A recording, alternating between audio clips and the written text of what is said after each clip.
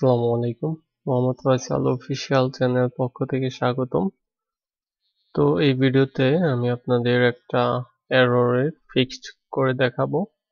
এখানে দেখতে পাচ্ছেন execution failed for task app compile debug Kotlin compile debug Java with Java C target task current target is 1.8 and compile debug Kotlin task current target is 17 JDK target etc. এখানে অনেকগুলো error show করতেছে। তো build করতে গেলে সাধারণত দেখা যায় যে কটলিনে কিছু কোড প্রজেক্টে ইনপুট করার সময় এগুলো এরর শো করে বা এমনিতেও করতে পারে। তো আপনারা সহজেই এটা ফিক্সড করতে পারবেন। তার জন্য আপনাদের build.gradle যেখানে আপনাদের অ্যান্ড্রয়েড ভার্সন অ্যাপ্লিকেশন ভার্সন দেন, তো সেইখানে চলে যাবেন। দেন এইখানে অ্যান্ড্রয়েড স্টার্ট হয়েছে, এখানে ক্লোজ হয়েছে এখানে।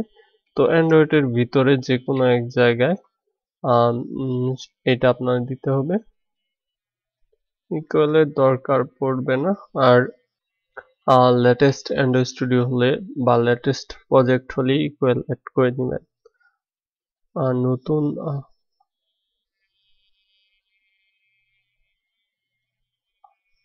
তো এখানে আমি একটু দেখে নিচ্ছি যে অ্যান্ড্রয়েডের নিচে অ্যাড করতে হয় কিনা বা ইকুয়াল সহই দিতে হবে আর কি। প্রজেক্টটা মোটামুটি লেটেস্ট আছে।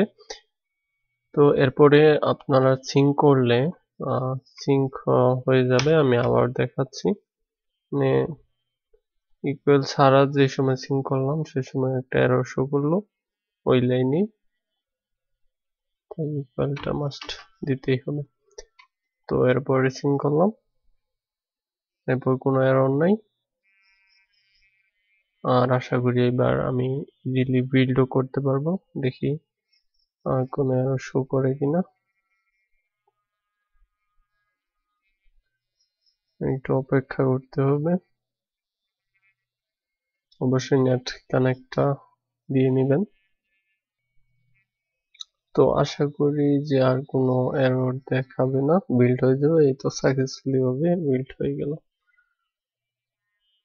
তো এই টিউটোরিয়াল এ পর্যন্তই।